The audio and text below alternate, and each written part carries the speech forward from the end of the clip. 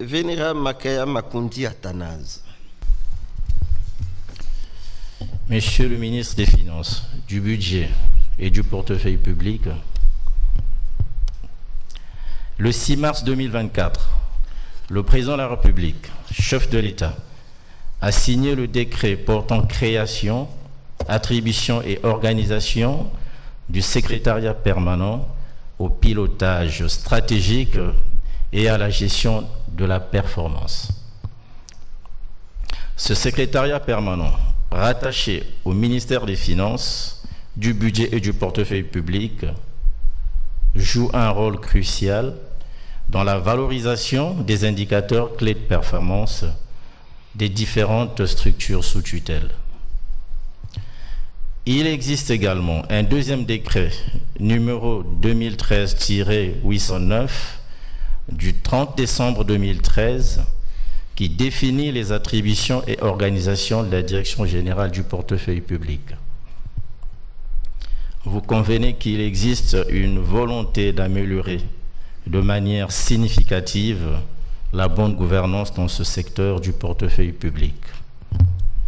Monsieur le ministre, en tenant compte des contre-performances observées dans ce secteur du portefeuille public depuis quelques années, pensez-vous que les conseils d'administration remplissent pleinement leurs missions stratégiques et organisationnelles? Quelles sont vos recommandations à court et à moyen terme pour surmonter ce défi? Je vous remercie pour votre aimable attention.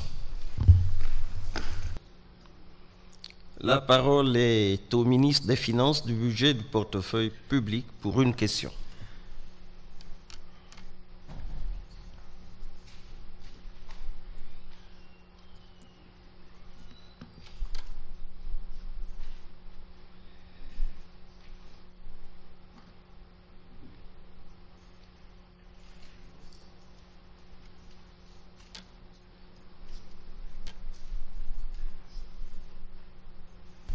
Merci.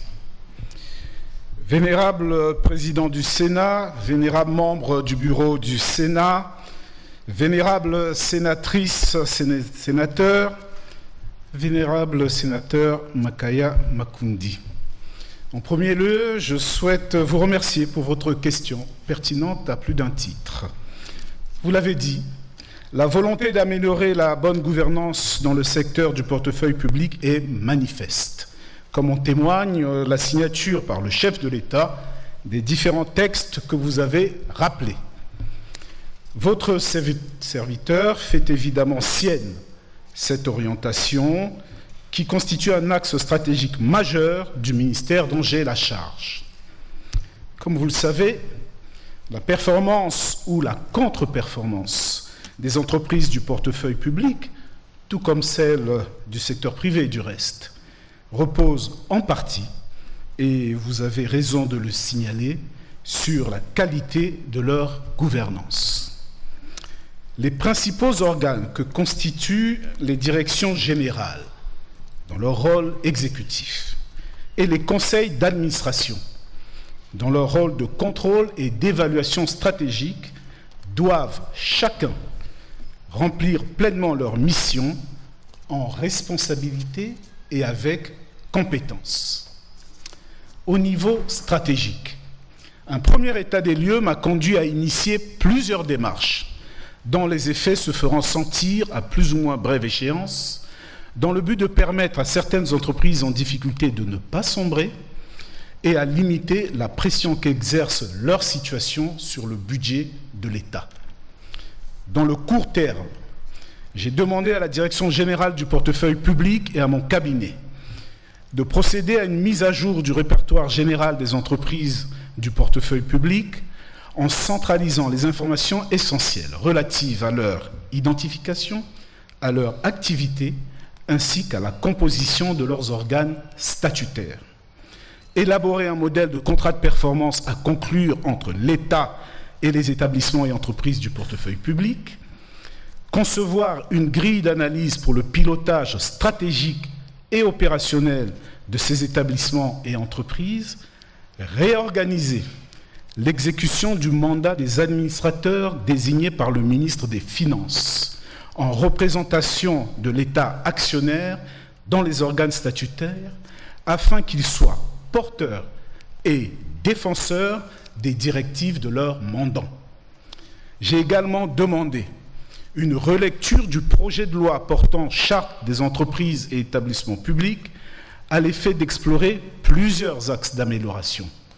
Meilleure maîtrise du processus de création des établissements et entreprises publiques, introduction des principes du référentiel environnemental, social et de gouvernance, obligation de conclure un contrat de performance avec l'État, respect des principes des finances publiques, séparation ordonnateur comptable, respect des procédures de passation de marché, inspection par l'autorité publique, redéfinition des principes de cooptation des administrateurs et des membres des conseils de surveillance, mise en place d'un code de déontologie pour les administrateurs et pour les directeurs généraux, gestion des conflits d'intérêts.